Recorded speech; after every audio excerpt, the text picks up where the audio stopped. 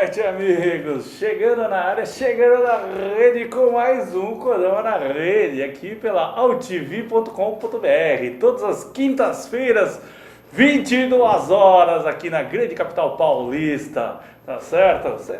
Semanazinha meio tranquila, né? Estamos aí, Coringão, um pouco, vamos dizer, de férias aí, curtindo lá, uma meia que temporada aí no meio...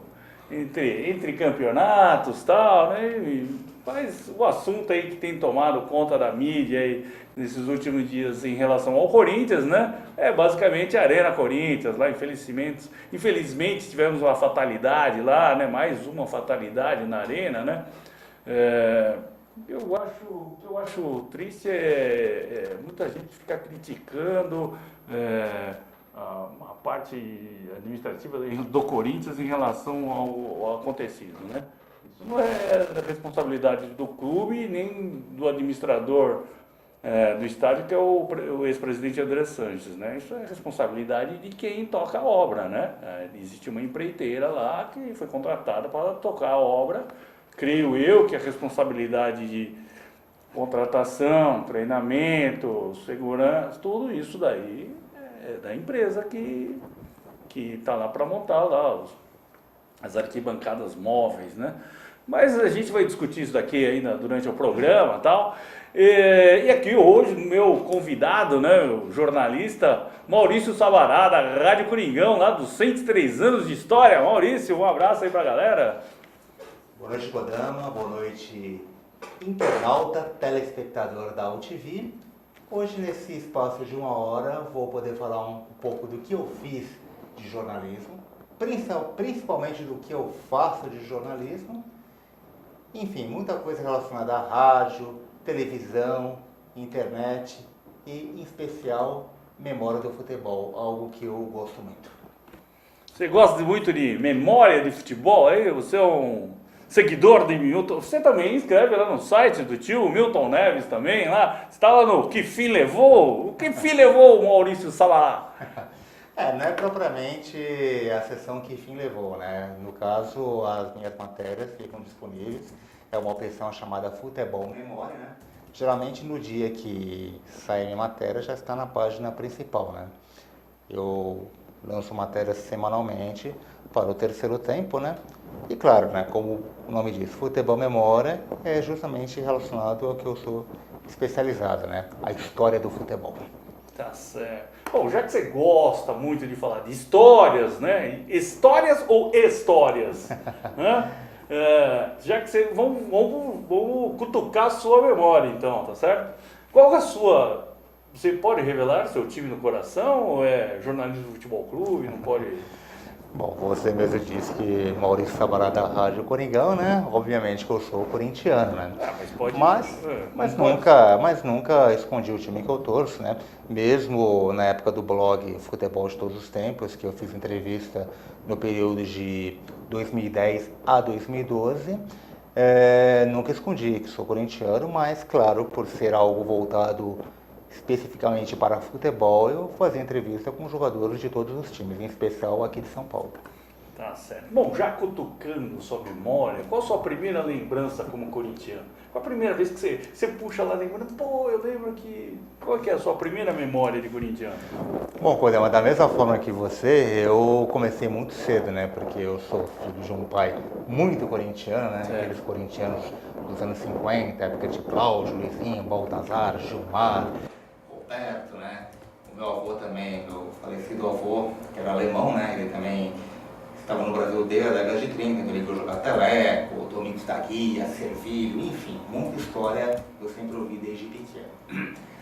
A minha primeira memória que eu tenho em relação a futebol aconteceu, eu acho que foi mais ou menos em fevereiro de 1980, quando o Corinthians foi campeão paulista de 79, né?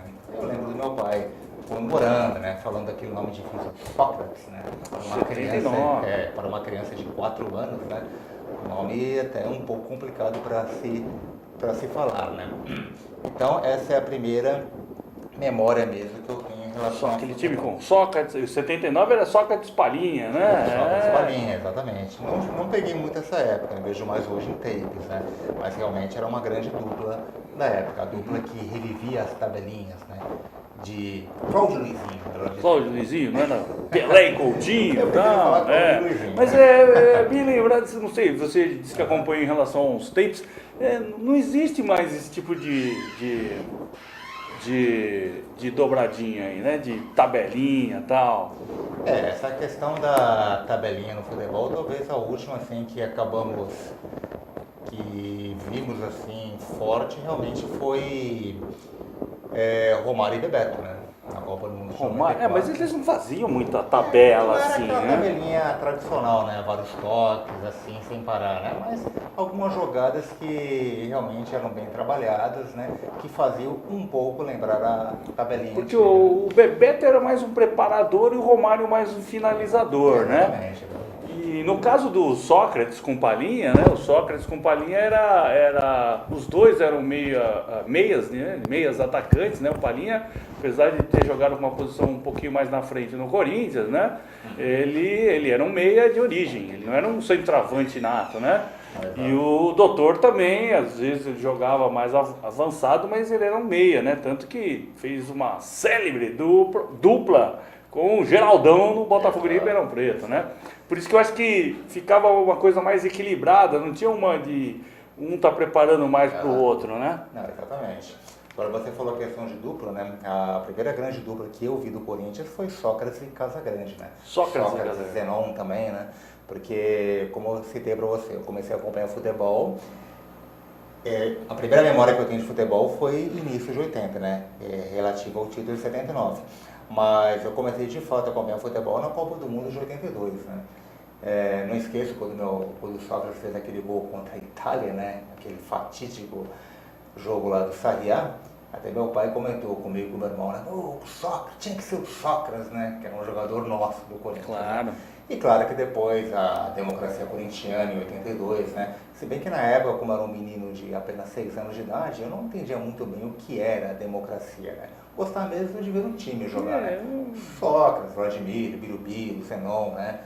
Não sei se foi o melhor time que eu vi do Corinthians, né? Mas foi aquele time que começou a dar interesse a esse pequeno menino a gostar de futebol. Já falando da primeira memória, agora você vai ter que falar muito de memória aqui, hein? O seu jogo marcante, o jogo que será inesquecível para você para o resto da vida. Bom, em relação ao Corinthians, talvez um jogo importante mesmo tenha sido a final do Campeonato Brasileiro de 90, né? 90. Pois, afinal de contas, eu passei toda a década de 80, né? Com as brincadeirinhas dos amigos, né? O Corinthians é um time que só ganha Campeonato Paulista, né? Perfeito. Se bem que, particularmente, o Kodama, eu conheço bem a história do Corinthians, né? Essa história de dizer que o Corinthians não era clube nacional vai mais em relação ao Campeonato Brasileiro na época, né? Porque o Corinthians, nos anos 50, ganhava torneio Rio-São Paulo, ganhava título internacional, né? Mas, claro, né? O Campeonato Brasileiro, naquela forma antiga, né? Desde 1971, agora que unificou tudo, desde 59, da Taça do Brasil, né? Então havia aquela brincadeira, né? Questão de não ganhar, né? E o time de 90 não era um time assim que jogava bonito, né? Semelhante àquele da época do Sócrates, né? Era um time mais de fibra, né? Até honrava bem as tradições corintianas, lembrava muito 77 o Corinthians, da sua época, né? Corinthians, que é minha época, não, eu sou estudioso, não é da minha época, eu sou estudioso. A questão é assim, que o Corinthians assim, ao contrário do que o tio Milton Neves fala do apito amigo corintiano, era ao contrário, o Corinthians era muito mais prejudicado, né, do que ajudado, né? Então, quer dizer, a gente não foi para a final do Brasileiro em 72, por exemplo, né, no campeonato ainda porque o seu Sebastião Rufino lá no Maracanã anulou o gol do Corinthians lá, se eu não me engano, do Nelson Lopes, acho. Não sei se eu tô certo ou errado. Eu acredito, sim, né? Eu acredito que sim. Só que essa questão que você falou é interessante, né? O seu amigo Milton Neves costuma falar do apito amigo, né? Mas na própria época da fila corintiana, né? Muitos jogos o Corinthians foi até prejudicado, né? Sim, o doutor Osmar fala muito da caixa preta lá, que vinha da Baixada lá, jogos, sim, caixa de sim. sapato. O Corinthians não foi toda a vida favorecido, como costuma se dizer. O Corinthians também já perdeu muito jogo assim, duvidoso, né? Mas acho que isso no futebol é geral, né? Não só para o Corinthians, para todos, né? Há favorecimentos, desfavorecimentos, né? Há falhas de árbitros, né? Que às vezes um juiz falha e a pessoa já diz, né? Os comentários dizem, né? ele já está favorecendo. Não, isso é a falha do juiz mesmo, coisa que acontece. Em 84, por exemplo, teve um pênalti em cima do Zenon, que não foi dado pelo José Jeff Aragão, né? Que poderia sair um gol do Corinthians numa penalidade e quem sabe o resultado da partida seria outro, né? Conquistando nosso 4º tricampeonato. Falando em Aragão, né? Tanto que os caras falam apito amigo, a maior ajuda que um time pode ter, né, certo? Foi a que o Palmeiras teve do Aragão, né? Porque assim, o juiz pode dar pênalti, o cara vai lá e perde. Tá certo? O juiz pode não marcar o impedimento, o cara entrar sozinho na hora e chutar pra fora. Exato. Tá certo? O juiz pode expulsar o jogador do time e os caras correr mais ainda. Agora, gol do juiz eu nunca vi ninguém anular. E é um gol raro de acontecer, né? Foi na partida em 83 entre Palmeiras e Santos, acho que o Jorginho chutou uma bola, né? Bateu no Aragão e entrou. Não bateu não, ele deu um 3D dali com a bola fez do rosto, que ele tava na linha de fundo, como é que bateu? Ele estava muito bem colocado para o time do Palmeiras. Meteu uma rosca na bola, ela fez assim e foi para dentro do gol. É verdade. E Poliana Magalhães aqui, conferindo aqui, o Codão na rede aqui. Também o nosso amigo Pedro Luiz Moscato, da Vila Maria Zélia. Grande Pedro Moscato, lá, miltista juramentado, seu abraço ao Pedro Luiz Grande Moscato. corintiano, seu Pedro Moscato, lá. Andava junto com o Matheus, direto lá, ele me contou as histórias que ele andava com o Matheus pra lá e pra cá, que ele tinha o buffet lá, fazia festa pro Matheus. Fala que eu tô mentindo, não, né? Você não fazia festa pro Matheus lá, seu Pedro? Ei, grande seu Pedro. Pedro Luiz Moscato, o palmeirense que mais entende de Corinthians. Posso garantir. Ele é corintiano, ele quis sair naquela dissidência que foi fundar o Palmeiras, mas só... Ele e o Mauro Venturini, outro corintiano fanático. Isso. Aí você falou do jogo e tal, e o seu ídolo. Qual é o seu maior ídolo de Corinthians? Não adianta ficar no muro, falar que é meia dúzia, não. É um só. Olha, eu realmente gostava muito do Sócrates, né? Doutor Sócrates. Foi meu primeiro ídolo no futebol, né? Admirei também Casagrande, né? Inclusive, o Casagrande, quando ele voltou pro Corinthians em 1994, eu fui no jogo, que foi justamente como amistoso, contra o Comercial. E fui lá para ver o Casagrande jogando. Só que não era um jogo importante pelo Casagrande, era justamente a estreia do Marcelinho Carioca pelo Corinthians. Grande, foi de 94. 94 contra o Comercial? Contra o Comercial, um amistoso. Tá certo. Às vezes costumam comentar que é um outro jogo, uma partida contra a Portuguesa, durante o Campeonato Paulista, não. O primeiro jogo do Marcelinho foi um amistoso contra o Comercial no Pacaembu. Tá certo. E você acompanhou alguma outra, você lembra alguma outra estreia assim, não? Se foi marcante, não?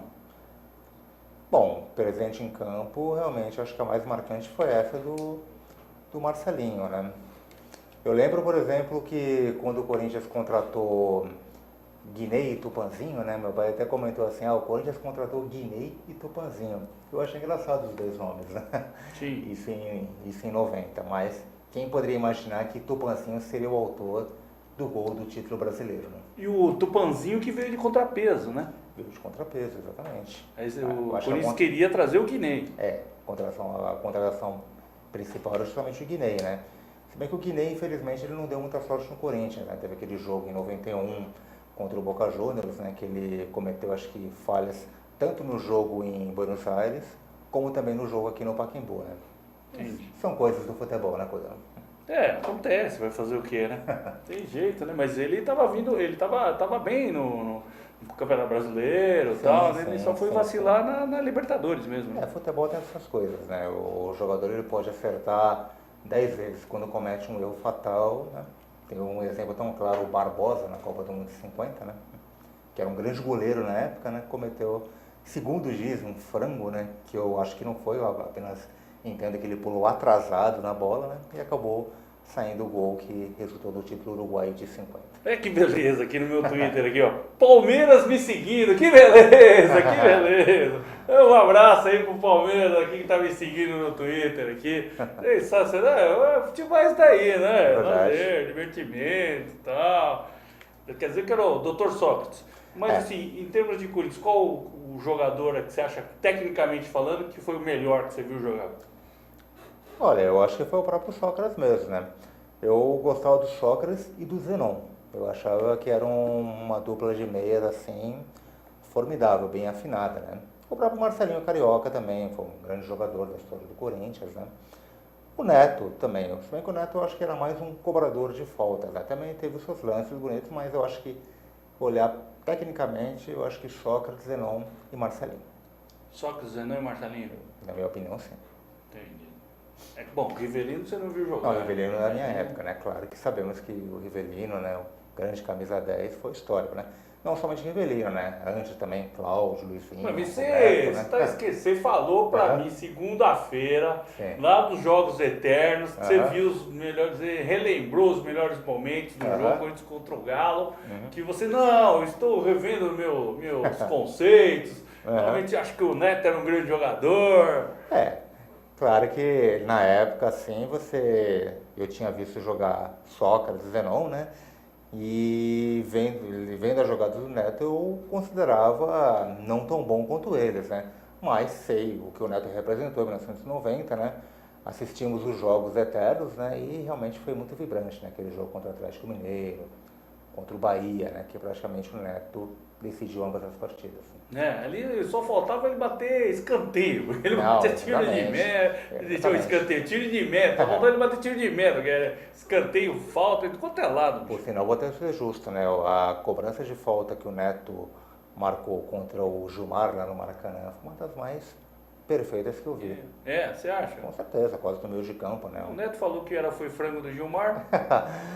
Olha, se foi frango do Gilmar, não sei, mas eu acho que foi uma cobrança muito boa do Neto. Com certeza.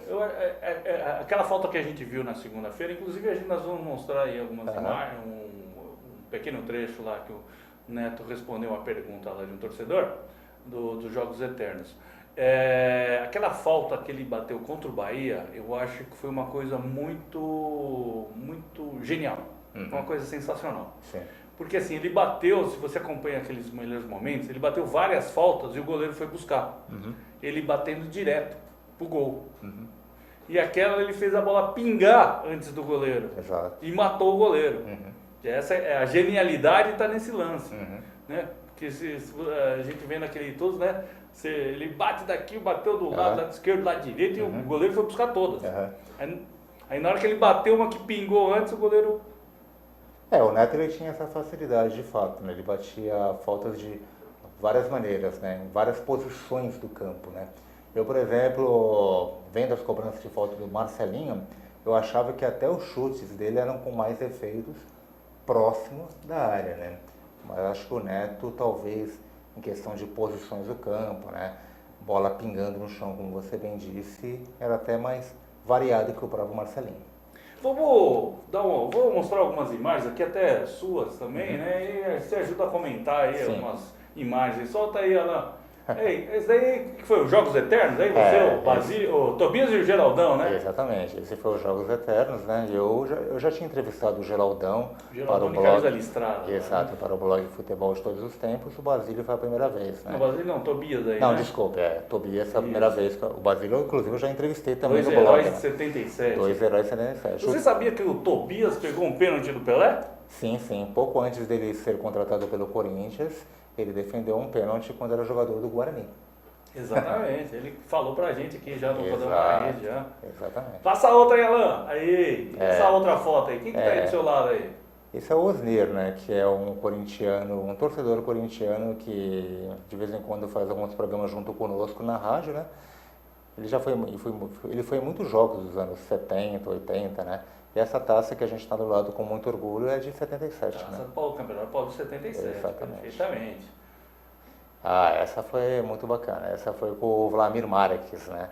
O Vladimir, que no meu entender, né?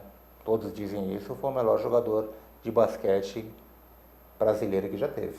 O pessoal comenta muito do Oscar, né? Porque na época do Vlameiro não existia a cesta de 3 pontos, né? Sim. E mesmo não tendo cesta de 3 pontos, ele fazia uma média de 40, 45 por jogo, né? Meu pai fala que o Vlamir, com a bola dominada, assim, era uma espécie de um Luizinho do basquete. E o que se falava nessa época é que assim, o Corinthians não era campeão no campo, mas no Exato. basquete No basquete ganhava tudo, né? e um grande time, né? Com Grande Vlamir, time. Rosa Branca. Exatamente. É fantástico. E aí, essa semana, no último domingo, lá tivemos os Simpsons Os Simpsons, mostrando a Arena Corintiana, rapaz. Que beleza, hein? Que orgulho. Novamente aí, as imagens aí, o Simpsons narrando, acho que foi a abertura da Copa lá e falando da Arena Corinthians. Que legal. beleza, hein? Que legal. E aí, pô, já começaram a sacanear o Palmeiras. Bicho. E o meu amigo Milton, né? Silvio Luiz, o chargista do portal Terceiro Tempo, já começou o sem ter nada lá. Copa São Paulo, o Paulistão e o valoroso Valdívia aí chorando, né? Ele que gosta de dar uma choradinha, né? E aí o pessoal aí, o cowboy, novamente, o charge do cowboy do Silvio Luiz aí com o Palmeiras com vergonha da eliminação para o Ituano, né? Foi o Ituano, isso. Que coisa, hein, seu Gilson Kleina, dificuldade, hein? Tá certo, Agora, eu tô vendo aqui no portal Terceiro Tempo, aqui, o Corinthians de todos os tempos. Exato. Aí a sua escalação está cá com Ronaldo, Zé Maria, Amilcar, que você ainda até deu a tarja de capitão da equipe para ele, né? Brandão e Vladimir, Roberto Belangelo e Sócrates, Cláudio Luizinho, Baltazar e Neco, técnico Oswaldo Brandão, tá certo? Quer dizer, Ronaldo Fenômeno não entra, Marcelinho Carioca, quando é que você fez essa seleção? Carlito Teves, também sem chance. Olha, Codão, vou ser bem sincero contigo. O Domingos da Guia não teria chance aqui. Então, Codão, eu vou ser bem sincero contigo, né? Dos nomes que você citou, o único que eu acho que talvez poderia ser titular é o Marcelinho Carioca. Marcelinho Carioca. E o Ronaldo, o Fenômeno, eu considero ele um jogador mais importante para o futebol em geral. Tanto é que na minha seleção brasileira de todos os tempos, o Ronaldo é titular, né? Maior artilheiro de Copas do Mundo, né? Ele teve uma passagem muito boa pelo Corinthians, né? Mas eu acharia injusto dizer que o Ronaldo foi o maior centroavante da história do Corinthians, sendo que tivemos um Baltazar, um Teleco, jogadores talvez... Você não colocou o Teleco? O Teleco é a reserva do Baltazar na minha seleção corintiana de todos os tempos. Entendi. O Teleco, por sinal, é o maior goleador em médias de gols do Corinthians. Ele marcou em médias de gols mais até que o próprio Pelé. O Teleco, inclusive, eu conheci nos anos 80, quando ele tomou uma conta da sala de troféus do Corinthians. O critério que você utilizou aqui, mas foi por história, por critério técnico? Qual... O que o jogador significa para o clube? Tanto é que eu não formei apenas na seleção do Corinthians de todos os tempos, formei de todos os grandes paulistas aí no site Terceiro Tempo, né? Sim. E eu tenho uma regra minha que eu não costumo repetir o jogador. Aí você havia me perguntado do Domingos da Guia, né? O Domingos da Guia, se eu formar uma seleção corintiana da década de 40, ele é titular. Mas se for formar uma seleção de todos os tempos, se é para ele ficar em um time só, eu opto pelo Flamengo, que eu acho que ele teve uma história maior que no Corinthians. E o Idário? Então, o Idário, o azar dele foi ter tido um Zé Maria, né? O Zé Maria Rodrigues. Exatamente, Com né? certeza. Gilmar não era melhor que o Ronaldo? Então, o Gilmar, você falou uma coisa interessante, melhor, né? Só que quando eu monto um time de todos os tempos, eu uso o critério maior do que melhor. Ah, perfeito, perfeito. Porque eu acho que o Gilmar ele foi ótimo no Corinthians, né? Ele foi goleiro do Corinthians de 51 a 61, né? Tinha uma sombra, né? Que era o Cabeção, ou não sei se o Gilmar era a sombra do Cabeção, né? Melhor dizendo, né? Talvez, em questão técnica, tenha sido até o melhor goleiro corintiano de todos os tempos, né? Mas como eu acho o Ronaldo mais identificado com o Corinthians, e considero o Gilmar até mais identificado com o Santos mesmo, aí eu optei do Gilmar estar no Santos. Acho o Gilmar tão bom no Corinthians como no Santos, na minha opinião. Foi campeão nos dois. O pessoal fala assim, no Santos ele ganhou Libertadores, ganhou Mundial, Interclubes, Taça Brasil. Só que a pessoa pergunta se na década de 50 havia Taça Brasil, Libertadores e Mundial Interclubes. E um detalhe que muita gente talvez não conheça, o Corinthians nos anos 50 é o time que ficou mais jogos internacionais invicto, seguido. 32 jogos. Nem mesmo o Santos do Pelé conseguiu essa façanha. E o recente ídolo corintiano, Paulinho? O Paulinho está na reserva do time. Pô, na reserva, meu? Na reserva, Kodama. Eu não poderia tirar um Roberto Belangeiro. Você colocou o Sócrates de volante, bicho? Não. O Sócrates está com quem o que é o- meia. O volante é o Roberto Belangeiro. Não, mas e o segundo aqui? É que Não, eu montei. É que você montou no esquema antigo, que era um volante e um meia. É porque fica um pouco difícil, Kodama, você montar um time de todos os tempos, né? Principalmente no passado, onde o meia era muito valorizado, né? Então, quando eu monto uma seleção de todos os tempos, alguns até falam assim, você tem que montar no esquema atual, colocar 2 volantes, um meia, né? Mas eu opto, assim, pela essa forma um pouco mais clássica. Eu não montaria, por exemplo, um time com 5 atacantes, né? 3 na defesa, a linha média e os 5 atacantes, do ponto da direita ao ponto esquerda. Então, dependendo de cada escalação, às vezes coloco 2 no meio de campo e 4 no ataque, ou 3 no meio e 3 no ataque. É muito difícil colocar 2 volantes num time de todos os tempos. Talvez se eu montasse o Internacional de todos os tempos, que eu ainda não fiz, teria 2 volantes. Mas o Paulinho, ele é um meia, né? Ele é um meia. É. Não é um meia articulador, Exato. que nem era Rivelino Sim, e tal, mas ele era um meia. Aham. É um meia, porque ele toca, chega, faz muito eu gol. acabei, no caso, colocando o Paulinho como reserva do Roberto, né? Eu achei... Reserva do Roberto Belangeiro. Exatamente, eu achei que essa geração campeã da Libertadores e campeão do mundo, ele era o mais digno representante. Tem pessoas que às vezes falam, vamos colocar o Cássio como goleiro do Corinthians de todos os tempos, mas eu acho que seria injusto a goleiros como o Ronaldo, o próprio Cabeção mesmo, que tiveram mais de 10 anos de clube, né? Eu olho muito a questão de temporadas também pelo clube, números de partidas. Uma regra que eu uso de um time de todos os tempos é sempre colocar o maior goleador, no caso do Corinthians, o Cláudio, aquele que tem mais partidas, do time corintiano, o Vladimir, e o que jogou mais anos, que é um jogador, infelizmente, pouco lembrado hoje, que é o Neco. Não, eu gosto bastante do Cássio, mas Sim, olha, sim. mesmo em termos de, não só de história, mas tecnicamente falando, o Ronaldo Giovanelli é um baita de um goleiro. Sim. Ele teve uma infelicidade total em relação à seleção brasileira do sortudo do Tafarel. Exatamente. Porque o Tafarel nos clubes ele era um frangueiro. Tomou período até lá no Inter, no Atlético, né? Só que na seleção ele fechava o gol. E o Tafarel, por sinal, nas eliminatórias da Copa do Mundo de 94, ele não estava indo bem. Ele não estava indo bem.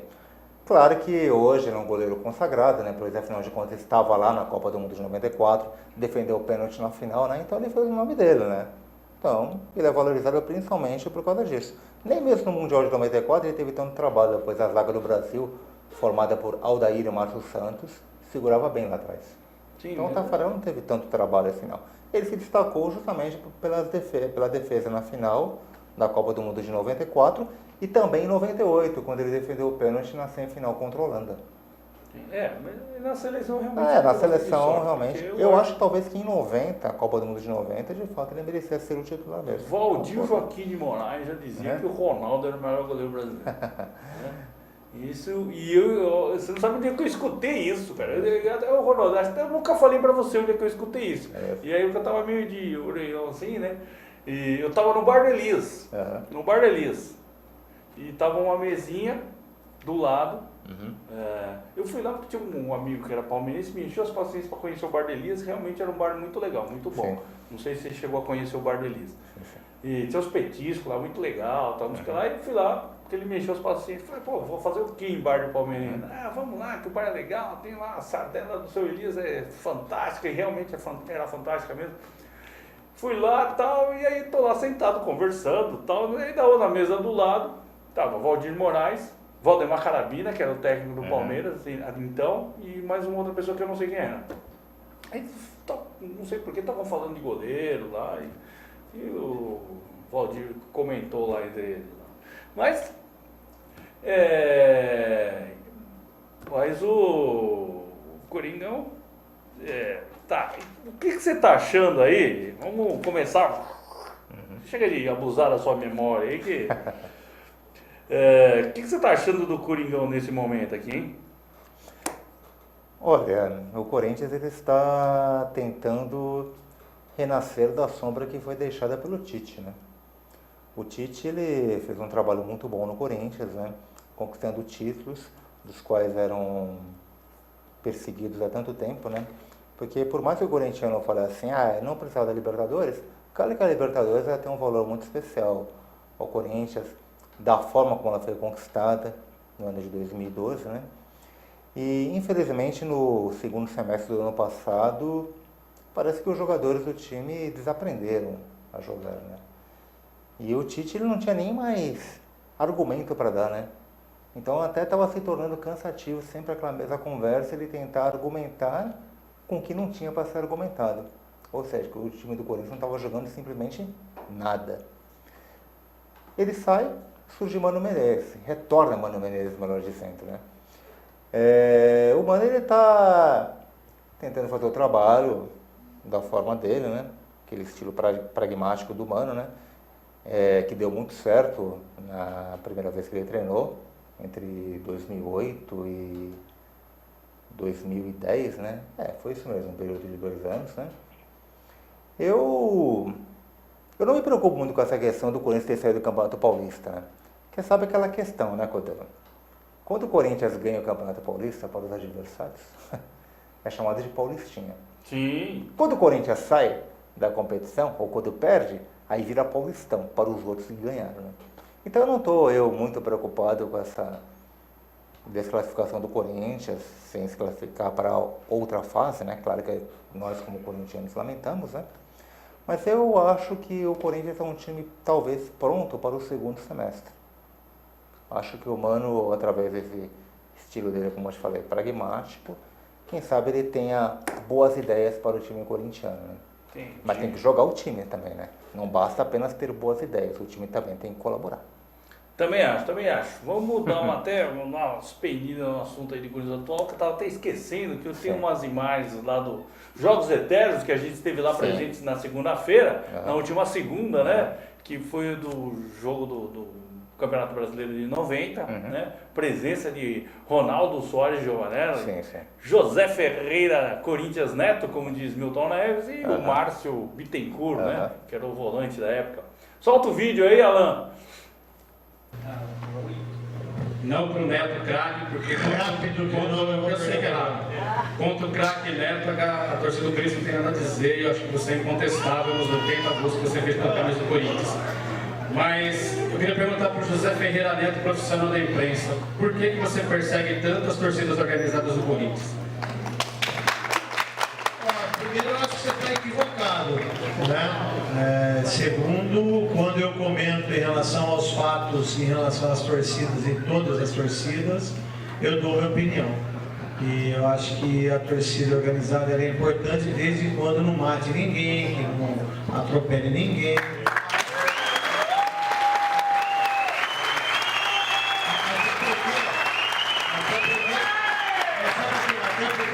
Tão equivocado, porque se teve uma televisão que foi a favor dos 12 corintianos que estiverem em Oruro, foi a TV Bandeirantes. Eu não sei se você assistiu a Band, ou você deve ter assistido a Globo. O importante é que todo profissional, todo jornalista, ele tem que ser imparcial e evidentemente falar sobre todos os assuntos. E claro, da mesma forma que há o respeito do profissional de imprensa, de televisão. Só uma coisa, mas quando morre um pai de família ou um filho, não tem time. Não, de jeito nenhum. Eu nasci aqui. Eu entrei aqui no Corinthians com 12 anos de idade e saí com 30. Mas quando você fala em matar uma pessoa ou ofender uma pessoa, passar por cima de uma pessoa, a gente não é a favor de ninguém. Não, é a Gaviões, de qualquer outra torcida. Nós vamos ser contra sempre. Nós temos que ser contra sempre, porque aqui nós somos pai, filho. Eu acho que está equivocado só esse negócio aí. Por sinal, eu sou amiguíssimo do Bambu da Estampinha. Ele é parceiro. Pessoal, vamos ao nosso horário. Grande José Ferreira Neto. O que você achou aí da opinião do craque Neto aí, não? Ele deu, de fato, a opinião do que ele faz realmente nos comentários dele, né? O Neto não é inimigo da torcida uniformizada. Ele critica ações das quais ele acha que sejam erradas, né? Então, essa questão do torcedor dizer que o Neto persegue as torcidas uniformizadas, eu Não vejo dessa forma, não. Acho que ele foi bem franco, por sinal, na resposta dele. Com certeza, com certeza. Inclusive, o rapaz fez questão de frisar que o Neto é ídolo dele, sempre foi como jogador, e a crítica dele em relação ao comentarista Neto. Só que o Neto foi bem claro aí no que ele disse, né, que assim, a crítica dele vai assim, vai em cima dos vândalos, dos briguentos, dos baderneiros, tá certo? E isso também eu critico aqui também, da mesma forma, né? E eu acho que ele tem toda a razão, como o próprio Ronaldo, e até o pessoal que estava no público mesmo, na hora que o Neto respondeu, deu, né, a concordância com o craque Neto. Né? Eu acho que assim, futebol é para você curtir, lá ver o espetáculo, com seus amigos, família, tirar um sarrinho do adversário, tá certo? Faz Mas parte. sem violência. Com certeza. Né? Sem violência. Então, quer dizer, eu acompanho muito o programa do Neto e ele faz esse tipo de crítica para todas as torcidas. Torcidas. Então ele nem fala torcida, ele até fala que ó, esses vândalos que foram lá invadir o CT do Corinthians, e eu acho que ele está certo. Né? Enquanto o pessoal estiver indo nessa pegada aí, só vai prejudicar. Agora a gente vai ter um novo estádio, né? Arena Corinthians lá, e vai ficar sem mandar jogo lá, porque o fulano lá brigou com o outro. Apesar que, acho que, não sei se você viu, o Andrés participou do Bola da Vez lá da ESPN, e eu até gostei da ideia dele. Ele defende critério técnico de punição para o clube. Ele não defende, ele acha que esse critério que é utilizado hoje de jogo de portão fechado, ou perder mando, ele acha que isso não é justo para o clube. Né? Então ele defende o critério técnico, apesar que a punição também é para o clube. O critério técnico, se o cara fizer alguma confusão, alguma briga, o clube perde 3 pontos. Entendeu? Ele perde os pontos do jogo. É isso que ele diz. Né? E ele acha que dessa forma melhoraria, né? Que ele não concorda que o clube seja punido com a perda do mando de jogo. Né? O que você acha dessa ideia dele? Não, eu acho correta a ideia dele. É muito difícil um clube poder controlar a ira de um torcedor, né? De repente o torcedor vai num campo de futebol, ele entra numa boa e do nada ele tem uma ação violenta, né? Se o torcedor age errado, é o próprio que tem que pagar, não o clube. O clube não tem que arcar com problemas que pessoas, torcedores talvez mal intencionados, façam. É a minha opinião. Entendi. Eu particularmente eu achei muito legal essa ideia do presidente lá, do vice-presidente Andrés, né? E concordo com ele, né? Mas fazer o que, né, bicho? E voltando ao Coringão, bom, a novela Elias, né? Acabou a novela Elias lá, o Elias acabou não vindo, né? E agora lá o time, não, o Sporting, né? O time dele lá, que era o Sporting, falando que vai processar o Corinthians, o Flamengo, porque só ficaram enrolando, falaram que não tinham dinheiro para comprar, que ele pensa em denunciar o Corinthians e o Flamengo. Mas, mas eu acho engraçado isso, cara. Por que eles não tomaram uma atitude franca e aberta? Olha, só sai daqui pagando tanto. Chega na mídia e fala. Não ficaria claro? O mundo do negócio é dessa forma, né? Existem propostas que são feitas, né? Muitas vezes o clube tenta contratar e se não vai de acordo, acho que é total direito não aceitar a ideia, né? Eu lamento, né? Eu achava que o Elias seria um jogador muito importante para o nosso meio de você campo, queria né? ele de volta? Eu gostaria. Eu não sei por que o pessoal fala tanto do Elias assim. Eu acho que o Elias teve uma passagem interessante no Corinthians, naquele período, como falava o meio de campo, junto com o Jusilei, né? Não, depois, né? O Jusilei foi depois, né? Sim, mas ele jogou com o Jusilei. Jogou, mas a melhor fase dele foi 2008 e 2009, né? Eu nem sei quem era o jogador que fazia meio de campo com ele. Era o Christian. Era o Christian, né? O Christian que apavorou o melhor momento o Neymar, foi o Christian, né? Christian e Elias. Foi o melhor momento do Elias, foi Christian e Elias. Foi o meio de campo, era Christian, Elias e Douglas. Foi o melhor momento para os três. Agora, se você for analisar em relação ao Elias, é 2008 e primeiro semestre de 2009. Dali para frente, o futebol do seu Elias caiu muito de produção. Sim, claro. né? Teve alguns bons momentos no Flamengo, né? Inclusive no jogo que o Corinthians goleou o Flamengo por 4-0, né? Que foi, acho que a última boa exibição do Pato. Eu estava no Pacaembu naquele dia. Talvez a última grande exibição do Corinthians em 2013, né? Essa partida de 4-0. A torcida inclusive aplaudiu o Elias, né? Não era o mesmo Elias que conhecemos, mas quando eu falo do Elias voltar para o Corinthians, é que é um jogador que já conhece o Corinthians, né? É um volante de qualidades, né? Eu acredito que cairia como uma luva no atual time corintiano, sim. Ainda mais trabalhando novamente com o Mano Menezes, né? Que ele trabalhou junto com ele na época do Corinthians, né? Na primeira fase, e também na época do Flamengo, né? Eu não acho que o Elias ia... Analisando o histórico lá, que ele jogou muito pouco tempo, ele jogou bem no Corinthians, né? Não acho que ele ia resolver isso. Tudo aí que o pessoal acha que ele é um grande jogador, sabe jogar bola, um grande jogador, sabe jogar bola, mas ele não é que retornou para o Corinthians e que jogava bem. O seu Douglas retornou e já foi embora, tá certo? Outros jogadores retornaram e foram embora, né? Então eu acho que o Corinthians ia quebrar a cara, ainda mais os caras querendo 8 milhões de euros por ele. Não, é muito dinheiro. Um dinheiro muito alto. Mas quem você acha que poderia ser uma boa solução para o lugar do Elias? Para o lugar do Elias? Olha, eu acho que dando um pouquinho mais de tempo aí, eu acho que desses dois jogadores que o Corinthians tem, ele vai conseguir resolver a situação ou com o Bruno Henrique ou mesmo com o Guilherme. Né? É a questão só de dar um tempo para eles trabalharem. Né? O Guilherme vinha bem o ano passado, se machucou, né? Eu acho que ele é um bom jogador, muito bom jogador, só que o estilo de jogo é um pouquinho diferente do Elias, do Paulinho. Ele não é um cara muito de chegada, é um cara de entrar na área, ele é um cara de chegar de fora e bater. Né? Talvez o Bruno possa ter essa característica, né? Mas eu acho que dá para acertar o time com esses dois aí, né? Não acredito que o Elias ia chegar aí. Para quem não lembra, né? Para quem não lembra, naquele jogo que nós fomos eliminados da Libertadores contra o Flamengo, o seu Elias pediu para sair. Não foi o Mano que quis tirar ele de campo. Ele pediu para sair alegando cansaço. Ele e o seu Jorge Henrique. Quer dizer, na hora do vamos ver, o cara tá cansado? Que conversa é essa? Né? Então, quer dizer...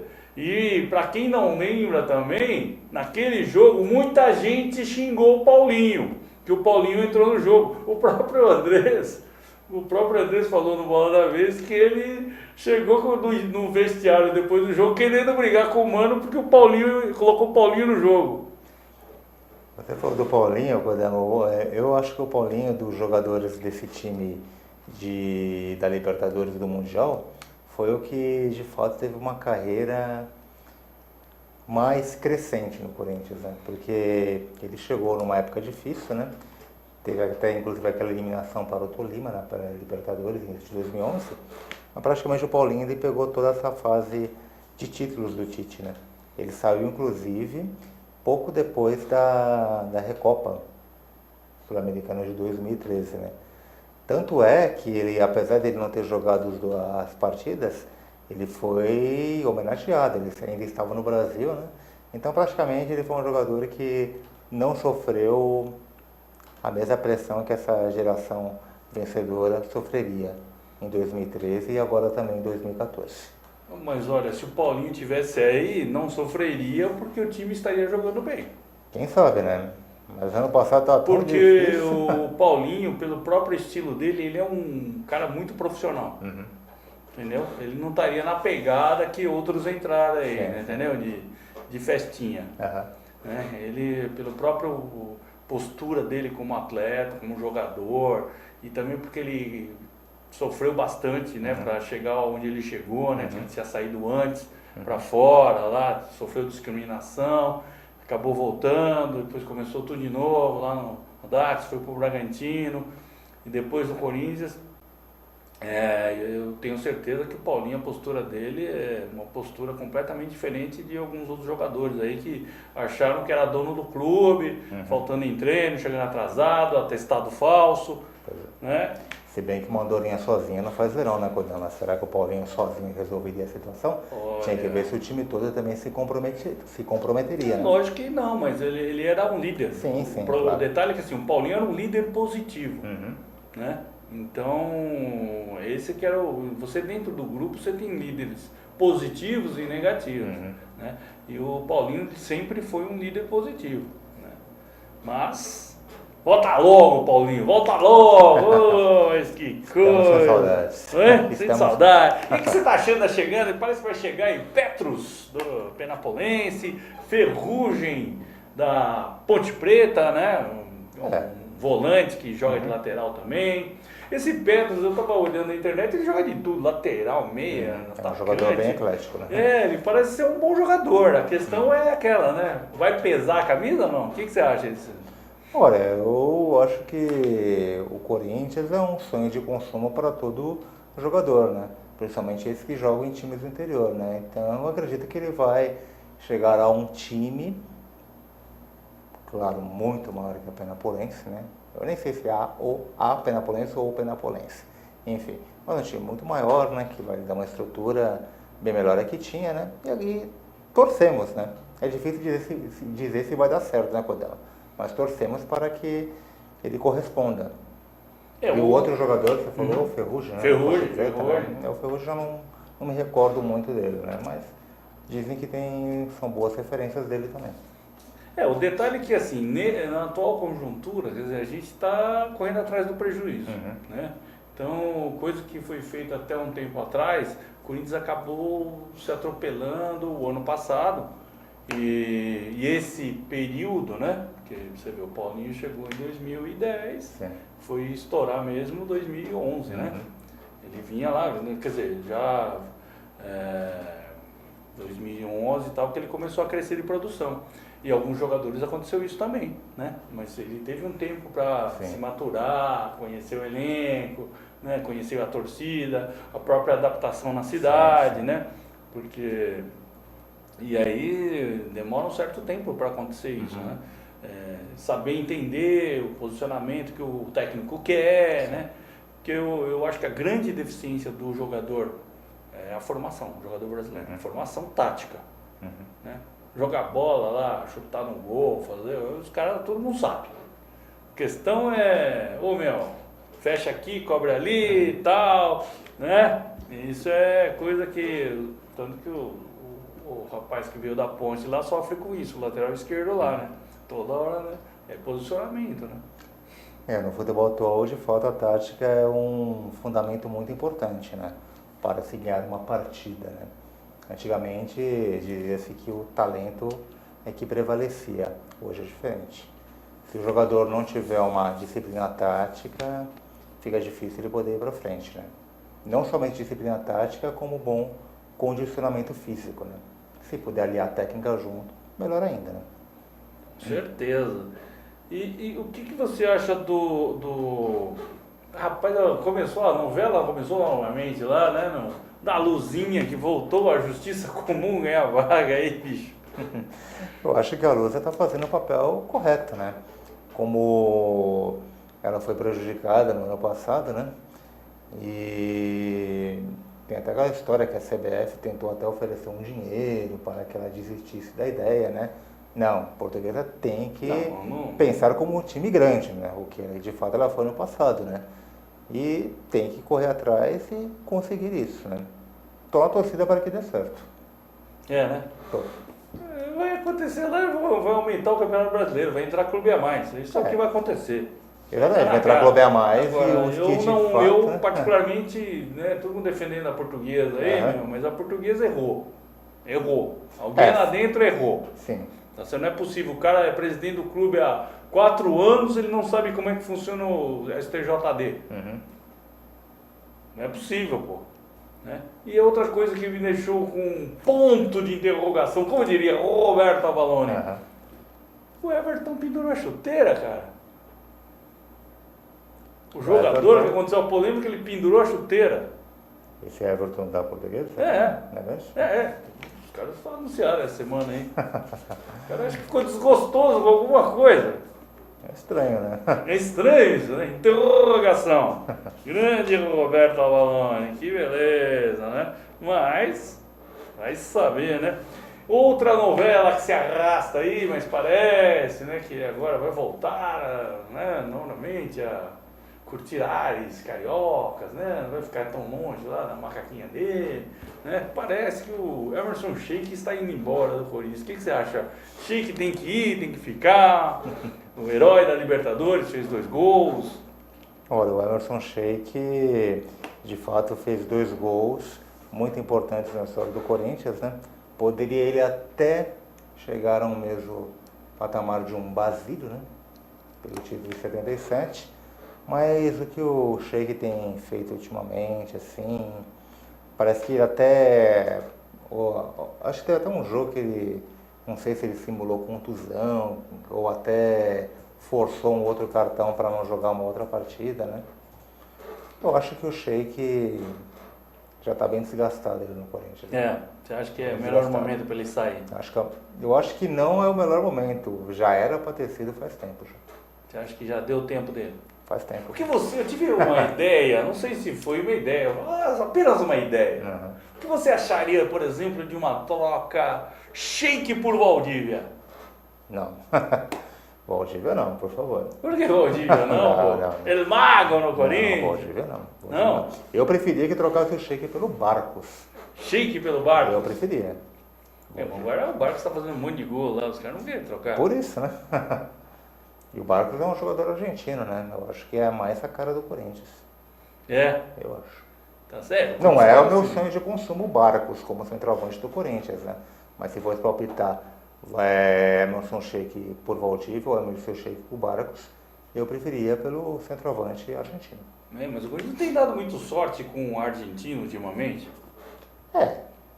Mas a gente não pode considerar as estatísticas, né? Eu considero que o Barcos seria um jogador com a cara do Corinthians, né? E o Barcos, inclusive no Campeonato Paulista do ano passado, ele marcou gols em todos os clássicos, só não marcou contra o Corinthians.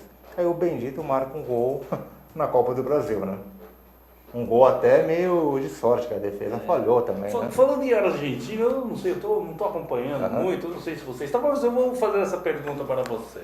Sim, Onde está Martínez? não sei. Ele vai ser convocado ou não? Não sei.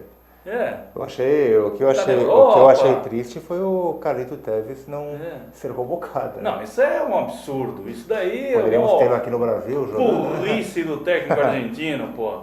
Ia ter um monte lotado, estádio lotado para ver Carlitos. Eu ia assistir jogo da Argentina, torcer para Argentina. Teve jogando na arena? Oi? O Não, Tevez jogando na arena? sensacional, pô. Eu ia assistir lá. Ia ser eu não precisava nem vender televisão real para mim, que eu ia torcer para Argentina. Verdade. Só por causa do Carlitos. Agora vai atrás do Carlitos, pô. Pois é. E o Carlitos, ele acho que tem algum problema com o treinador argentino, né? O cara não vai. A gente vai perder. Sem Carlitos, vai perder. Tem que trazer Carlitos, Tevez, né? Agora o seu Martínez, né? Martínez. Burrito. É burrito mesmo, né? Porque quis sair do Corinthians, né? Por causa de seleção. Quando ele estava no Corinthians, ele era convocado, né? Pois é. Que coisa, hein, seu Martínez? Que beleza, né? Será que... Agora, voltando a um outro detalhe, né? Será que houve um zum lá do Pato ter sido boicotado por Sheik, né? Jorge Henrique, houve, né, essa falação aí na mídia. Será que Burrito Martínez também teve algum problema de ser boicotado ou não? Talvez. Mas, inclusive, eu até assisti o programa que você fez com o Ginaldo e a Nalu, né? Sim. O Pato, ele foi um assunto muito forte no programa, né? Ninguém... Sim, o Ginaldo é fanzaço do Pato. Critica aqui o Ginaldo ficar defendendo o Pato, pô. Ninguém desconsidera a qualidade técnica do Pato, né? Eu considero, talvez tecnicamente, o melhor centroavante em atividade no futebol brasileiro. Tecnicamente, mas não nas suas atuações atuais. E o Pato no Corinthians, de fato, foi uma decepção para mim. Também, lógico, Foi com uma certeza. decepção. Foi uma decepção para todo mundo. Não só para você, para mim, para o presidente Mário Gómez, para o Raul Correia. E o Pato, inclusive, ele cobra uma penalidade contra um goleiro, o rei dos pênaltis, o Dida, né? Chutando no meio do gol. Mas você viu... Não somente isso, tantas você viu outras a coisas. declaração dele no Esporte Espetacular, não? Do Pato? O Pato ele comentou que ele não queria fazer isso, né? Não sei se foi essa declaração que você Não, ele falou que ele tinha uma certa dificuldade, que o Dida conhecia muito bem ele e que ele tentou bater diferente porque o Dida conhecia muito bem ele. O estilo dele bater, o Dida conhecia. E ele tentou fazer de uma forma para surpreender o Dida. Foi uma intenção errada, né? Não sei, Bater né? no meio do gol para o Dida. Ele tentou dar uma cavada, né? Mas se deu mal, né? Vai fazer o quê? Pois é. Mas a questão é essa. Tanto que quando aconteceu isso, eu perguntava, será que alguém na comissão técnica perguntou para o Pato como é que era você e o Dida treinando no Milan? Pois é.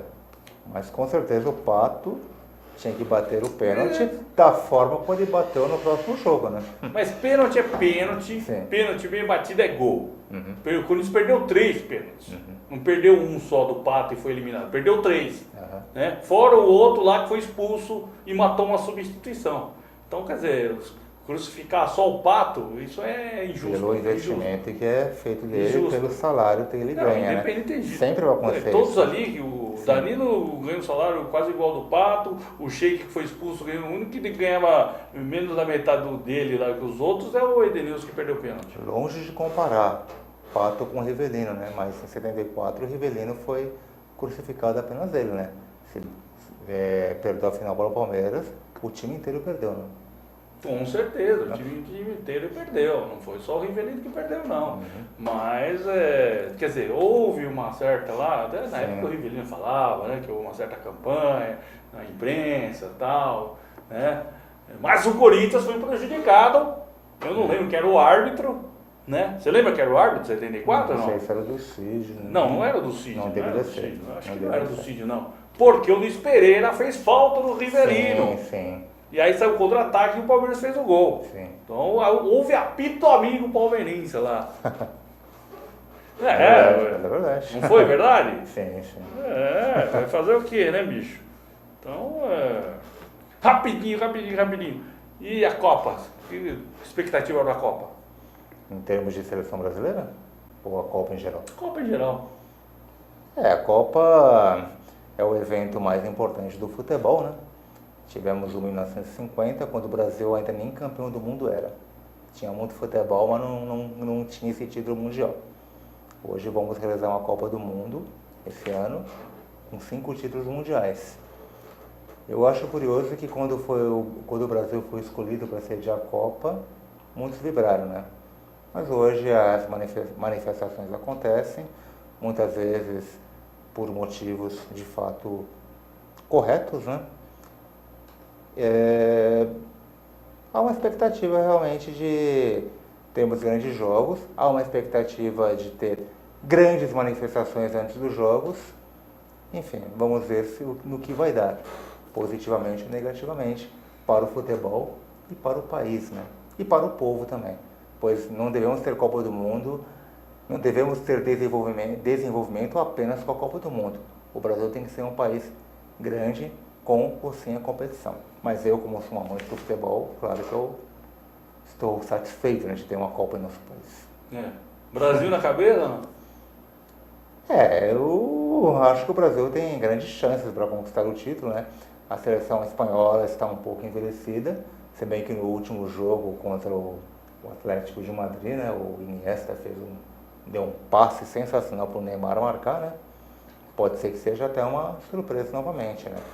Mas o que se comenta muito é do time da Alemanha, né?